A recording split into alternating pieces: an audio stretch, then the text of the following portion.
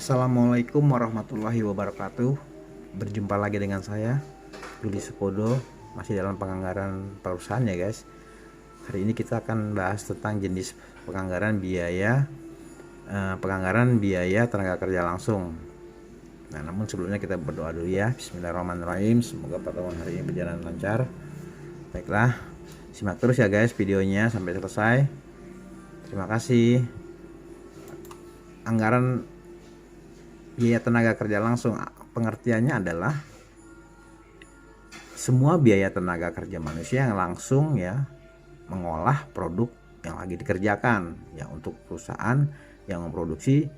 Contohnya untuk perusahaan yang memproduksi kursi rotan ya, yang disebut tenaga kerja langsung itu seperti tukang potong rotan, tukang ukur kursi rotan, terus tukang pelitur atau tukang yang mewarnai ya, mengecat rotan. Nah, ya contoh lain misalnya kalau dalam bengkel las ya, bengkel las itu tenaga kerja langsungnya yang tukang las, tukang motong besi ya, tukang las besi, kemudian yang mengecat ya, mengecatnya, yang mewarnai ya, kemudian yang lain yang misalnya kalau ada mesinnya tukang yang memegang mesin itu tukang tenaga kerja langsung.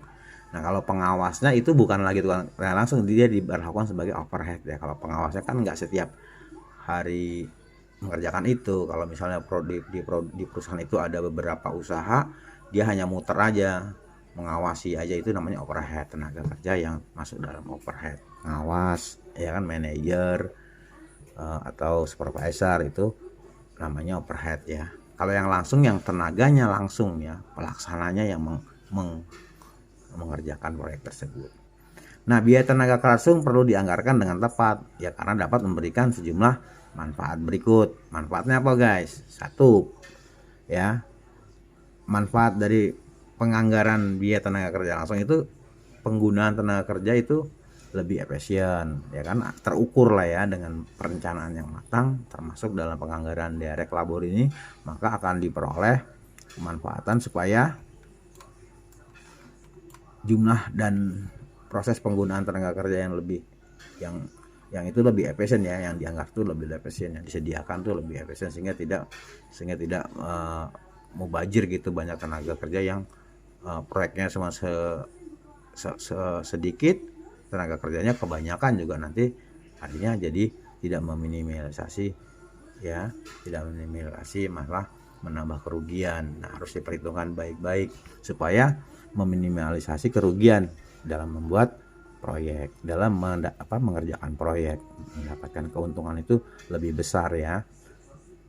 Itu harus dianggarkan benar tenaga kerjanya tuh ya. Seperti kita mau membuat rumah atau memperbaiki rumah, kan kita perkirakan mana berapa tukangnya ya kan, berapa keneknya, seperti itu ya. Sama seperti itu juga kalau di dalam perusahaan juga harus anggarkan benar tenaga kerja langsungnya, karena ini berkaitan dengan anggaran lainnya ya kan, seperti penggunaan alat kerja, penggunaan jam kerja gitu, seperti ya. Kemudian yang kedua, perhitungan harga pokok produksi dengan cepat. Nah, perhitungan anggaran direct labor ini akan mempengaruhi biaya lain ya, seperti kata Pak Yuri tadi ya kan, dia kan menggunakan alat itu kemudian juga dianggarkan karena ini alat yang dipakai itu juga nanti mengalami penyusutan, dan nanti ada hitungannya juga untuk forecastnya penganggaran overhead, penggunaan alat kerja. Makanya harus benar-benar efisiensi banget, harus pas banget lah ya, seperti biaya overhead dan bahan baku. Nah, kalau penggunaan orang banyak ya, kemudian alatnya jadi pakai banyak, kemudian tidak seperti yang diharapkan pekerjaannya, karena ya bahan bakunya juga bagaimana, penggunaan alat kerjanya juga akan argonya jalan terus, seperti itu ya. Makanya harus dihemat banget ya. Nah, ketiga komponen ini menjadi dasar perhitungan yang harga pokok produksi, karena lewat perhitungan harga pokok produksi tersebut perusahaan bisa mengestimasi harga jual produk yang tepat ya kan. Kalau sudah ketahuan estimasinya harga tenaga kerja, misalnya proyeknya harganya 10 ya, nah kita mau mencari keuntungan 20% ya. Nah, berarti kita harus ya menggunakan harga pokoknya harus di bawah 10 ya, misalnya 8 kalau mau mencari untungnya 2, nah gitu kan. Nah, 8 itu bagaimana kita menggunakan tenaga kerja langsung, menggunakan baku, menggunakan overhead, supaya ada keuntungan yang bisa diraih dengan maksimal dan mengefisiensikan HPP-nya. Kemudian yang ketiga adalah menjadi alat pengawasan. Nah, menjadi alat pengawasan itu anggaran biaya tenaga kerja langsung yang juga bisa digunakan sebagai alat pengawasan, ya, karena telah dianggarkan ya, karena telah dianggarkan maka bisa menjadi alat pengawasan. Maka perusahaan akan berusaha untuk memenuhi target yang telah ditentukan dan meminimalisasi risiko. Artinya yang sudah dianggarkan itu kalau menjadi acuan, menjadi landasan, menjadi dasar ya untuk menyelesaikan proyek itu sampai selesai. Kalau ada yang tidak sesuai akan dievaluasi, kemudian menjadi kontrol ya, menjadi kontrol bagi manajemen untuk mengawasi penempatan kerja tenaga kerja langsung ini gitu ya. Oke, bagaimana cara menghitung biaya tenaga kerja langsung? Oke, sebenarnya kalau dalam keseharian itu di perusahaan sih mudah ya, berapa tenaga kerjanya tinggal dikalikan jam efektif pekerjaannya, setelah itu tinggal ngali tinggal dibagi 8 ya jam efektif, misalnya 8 jam dengan memperhitungkan waktu istirahat dan waktu kelelahan ya, mungkin sehari itu 8 jam. Nah, dikali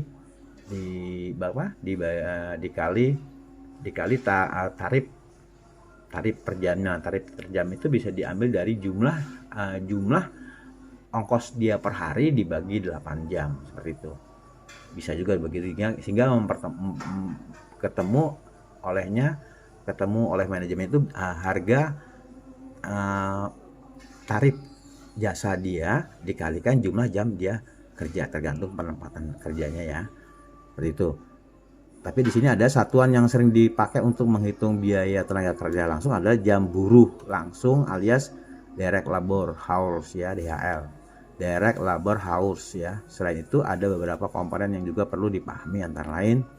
Nah ya, tadi kan seperti Pak Yuli sampaikan, jam efektif kerjanya tuh berapa ya, dan tinggal dikali tarifnya. Nah, ini ada sebab-sebab lain, ada beberapa komponen yang perlu dipahami, antara lain satu, jumlah dan jenis barang yang diproduksi. Nah, apa jumlah barang, tingkat kesulitannya dan core bisnisnya apa, itu beda-beda ya. Jam kerja yang dibutuhkan tenaga kerja langsung untuk mengerjakan barang per unit ya. Ya, misalnya per unitnya mobil, atau mobil kan misalnya per unitnya itu apa ya, pabrik satu botol kecap dengan satu unit mobil berbeda ya, tentunya gitu, maksudnya seperti itu ya. Jadi diperhatikan lagi jumlah jenis barang yang diproduksi. Kemudian jam kerja yang dibutuhkan tenaga kerja itu kan tadi ya, seperti Pak Yoli sampaikan, jam kerja yang dibutuhkan tenaga kerja untuk mengerjakan barang per unit, misalnya melalui uji ya, melalui analisa, melalui pengalaman eksperimen yang sudah pernah dilakukan, itu kan bisa menjadi acuan juga ya.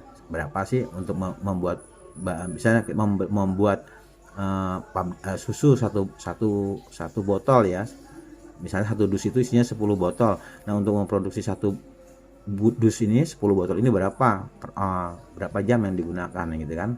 Tinggal mengarahkan tarifnya apa ya, harga kalau dia misalnya gajinya bulanan ya, tinggal bagi 30 hari ya, atau dibagi 30 hari dikurangi libur hari kerja dan jam kerja, tinggal dibagi 8 gitu kan, ketemu per jamnya.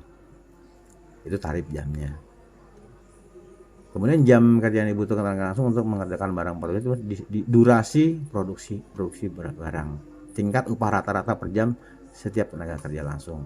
Nah, seperti tadi ya, tingkat upah rata-rata ya. Rumus paling sederhana yang dapat digunakan untuk penghitungannya adalah berikut ya, rumus DHL, direct honor ya, direct apa tadi, DHL ya honor ya per jam lah, direct labor hours ya, itu sama dengan total jam kerja. Nah, misalnya total kerjanya, jam kerjanya ya, kali tingkat upah tenaga kerja dikurangi. Perlu diingat bahwa tidak semuanya masuk ke dalam biaya tenaga kerja langsung yang seperti gaji serta upah mandor dan satpam itu tidak terlibat secara langsung ya. Mbak Juli sampaikan tadi, kalau yang pengawas, manajer, keamanan itu tidak masuk dari upah langsung ya. Dia hanya tenaga SDM, cuman tidak langsung, dia hanya masuk ke overhead mungkin ya, overhead tenaga kerja ya. Karena dia terbagi-bagi, tidak full langsung mengerjakan proyek itu, hanya mengawasi, membantu selesainya pekerjaan itu selesai, produksi itu selesai. Tuh. Kalau yang tenaga langsung itu yang langsung memegang pekerjaan. Oke. Kemudian harga pokok produksi. Nah, harga produksi itu apa guys? Harga produksi adalah semua biaya yang berkaitan dengan produksi ya. Ada 3 komponen ya dalam menyusun harga pokok produksi. Setelah pendapatan dari penjualan itu ada, artinya gini, semua pendapatan itu tidak mungkin tidak menggunakan modal gitu. Nah, modal ini yang disebut dengan harga pokok produksi. Nah, modal utama yaitu yang langsung mengerjakan proyek tersebut adalah HPP ya. Misalnya untuk mengerjakan proyek pembuatan satu rumah misalnya, kan perlu bahan baku, berapa bahan baku. Bakunya apa tuh rumah ya kan, genteng, pasir, semen ya. Nah, tenaga kerja langsung ya tukang kenek ya, tukang cor, tukang batu ya, tukang aduk ya, tukang profile. Nah, itu masuk semua tenaga langsung ya. Kemudian overhead itu misalnya dia menggunakan apa, kalau menggunakan alat mesin ya, menggunakan pengawas, supervisor, terus menggunakan misalnya listrik ya, dibagi-bagi gitu ya listrik. Nah, itu tuh bisa juga overhead juga yang langsung berkaitan dengan proyek. Nah, biaya bahan baku, biaya tenaga kerja langsung dan biasa disebut dengan ya direct production cost, sedangkan biaya overhead pabrik disebut biaya produksi tidak langsung ya, indirect production cost. Beberapa ahli menyatakan biaya produksi langsung tuh dengan nama biaya primer atau ya, biaya utama, sedangkan biaya tenaga kerja langsung dan BOP itu disebut dengan biaya konversi, yaitu biaya yang merubah bahan baku menjadi bahan jadi ya, malah pergi ya menjadi bahan produk. Nah, sama ya, biar bahan siap dijual. Baik, penentuan, kita sekarang belajar tentang penentuan HPP per unitnya. Artinya gini, tadi kalau kita kan mau ngitung pasti harus per unit dulu ketemunya. Nanti dari unit itu kita baru bisa mengalihkan berapa sih yang mau diproduksi unitnya gitu, tinggal kali honor harga per jam, tarif per jamnya ya.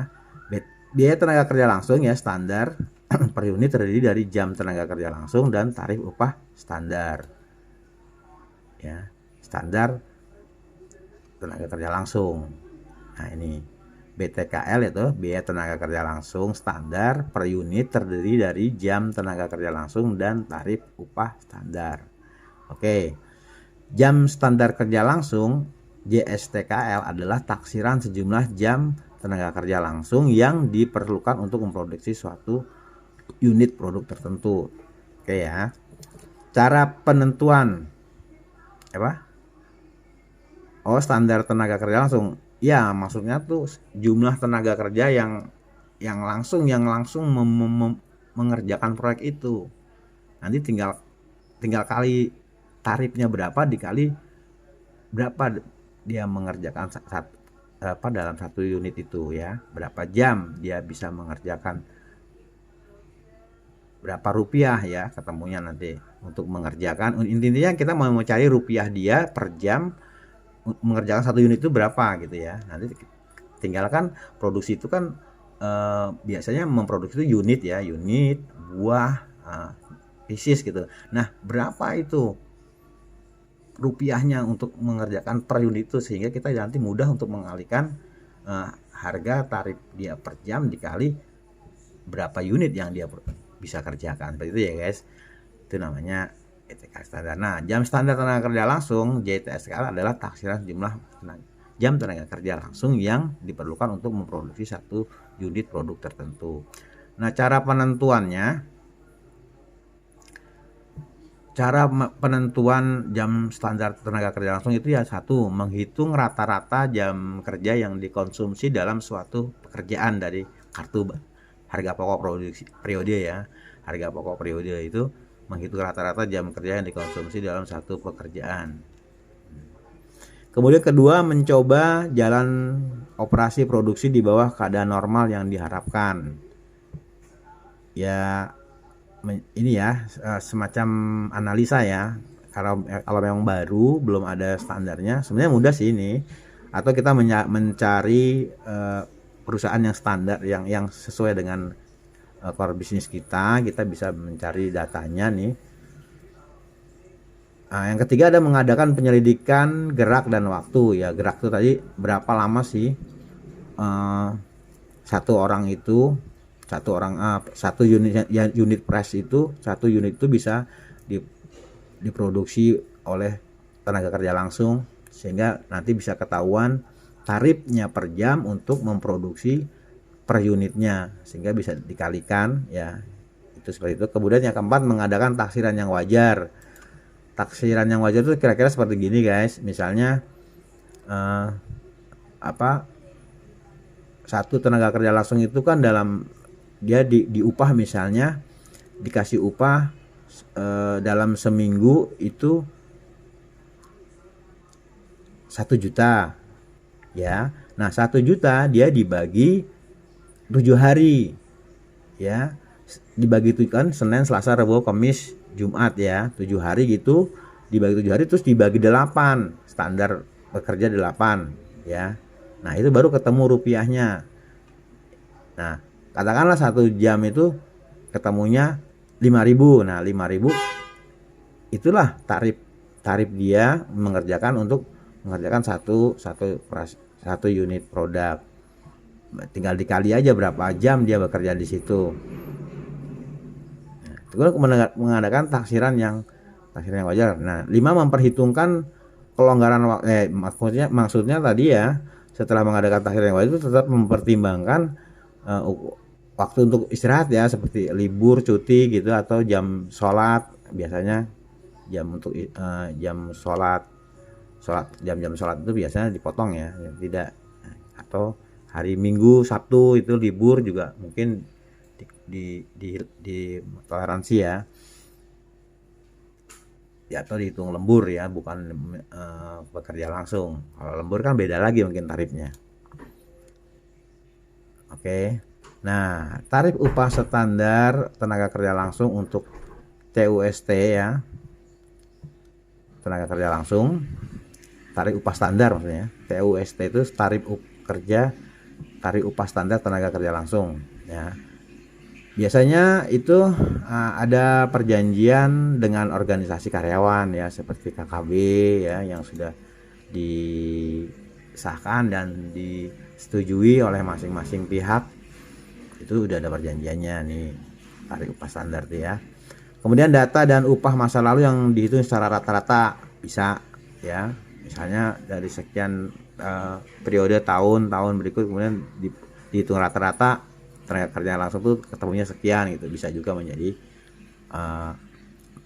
bahan untuk dasar penggunaan tenaga kerja langsung berikutnya. Disesuaikan ya guys, disesuaikan perhitungan tarif upah dalam operasi normal ya, seperti tadi gitu kan. Kalau memang sudah ada KKB-nya, sudah ketahuan upahnya ya, misalnya UMR itu tinggal dibagi aja 30 dibagi 8 biasanya gitu, ketemu upah per jamnya, tinggal dilihat berapa lama dengan uji dan gerak, berapa lama dalam satu unit ini dikerjakan, dalam berapa press ini berapa dalam unit produk ini bisa dikerjakan berapa jam gitu ya, tinggal dikali aja. Misalkan jam standar tenaga kerja langsung ditentukan untuk membuat satu dus susu. Satu dus itu misalnya isinya 10 kaleng susu ya. Nah, diperlukan waktu 1 jam. Nah, misalnya kan ya, dalam keadaan tadi ya, perhitungan tarif upah dalam operasi normal misalnya Jam standar tenaga kerja langsung ditentukan untuk membuat 1 dus susu asli diperlukan waktu 1 jam.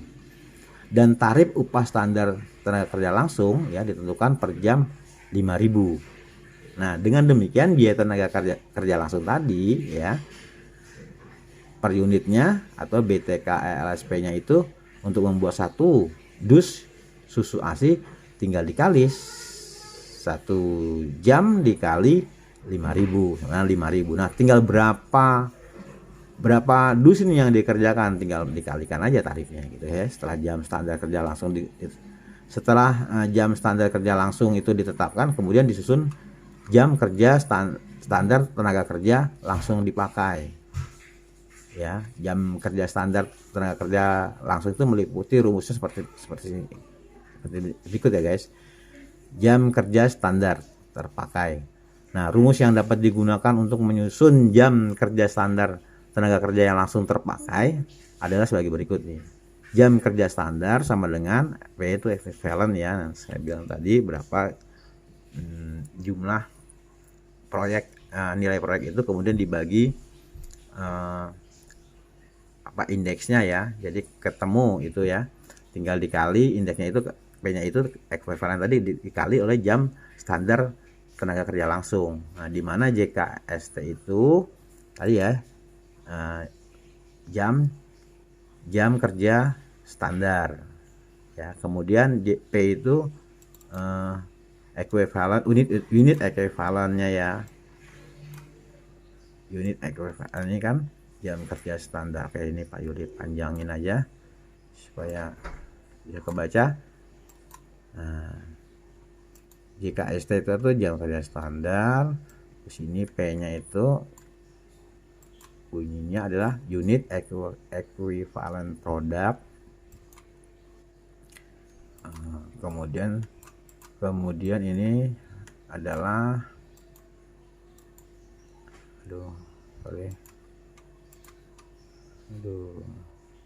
dia standar. Ini masih di sini ya.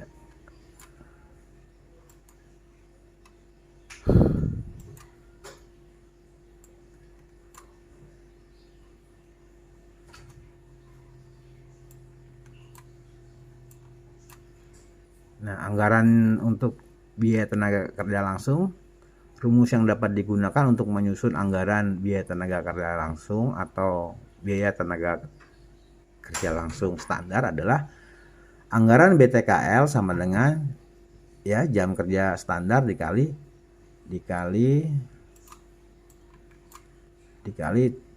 tenaga dikali TUSK ya. Jam kerja standar dikali TUSK. Tarif upah standar. Nah, sama. Boleh kita ambil ilustrasi dari kegiatan pabrik perusahaan susu ini. Jika sudah diketahui triwulan 1, 2, 3, dan 4 itu jenis susunya adalah susu sedang, susu manis, dan susu kental. Kemudian jumlah pekerjaan yang harus diselesaikan di triwulan pertama yaitu susu sedang 22 dus, susu manis 13 dus, susu kental 13, sehingga total keseluruhannya di triwulan pertama ini adalah 44 dus. Maka jam standar tenaga kerja langsung ya, jam standar tenaga untuk membuat 1 dus susu diperlukan 1 jam. Jika berdasarkan dari data di atas dan data dari upah standar tenaga kerja langsung per jamnya adalah 5.000, maka dapatlah disusun anggaran biaya tenaga kerja langsung, biaya tenaga sebagai berikut ya. Dari jumlah rencananya produksi susu ini, maka tinggal dikali oleh tarif kerja per jam ya. Misalnya untuk triwulan pertama susu sedang itu ya 22, 13, 9 ya 22 dus, 13 dus, dan 9 hingga menyebabkan total dalam setahun itu 44 dus dikalikan tarif jam kerja per ya standar kerja jamnya 5.000 ya. Totalnya adalah sekian ya untuk triwulan kedua, ketiga, dan keempat perhitungannya sama sesuai produksi yang dibuat, yang dikerjakan, dikali dengan tarif aja dia, tarif per jam itu 5.000, tinggal dikali produk yang akan dihasilkan. Nah, ini dua-dua itu dari sini ya, dari yang produk yang akan diproduksi, susu sedang yang akan diproduksi. Kemudian tarifnya per 5.000 ya per jamnya, tadi sudah ditentukan di atas, sudah melalui data. Kemudian biaya tenaga kerja langsungnya tinggal mengalihkan aja 22 kali 5.000 jadi 110. Begitu juga susu manis ya, produksi yang akan diproduksi 13 ya, kemudian tarifnya 5.000, biaya tenaga kerja langsungnya tinggal mengalihkan aja metriknya antara produk yang jumlah produk yang akan dikerjakan dengan tarif tenaga kerja langsung per jamnya.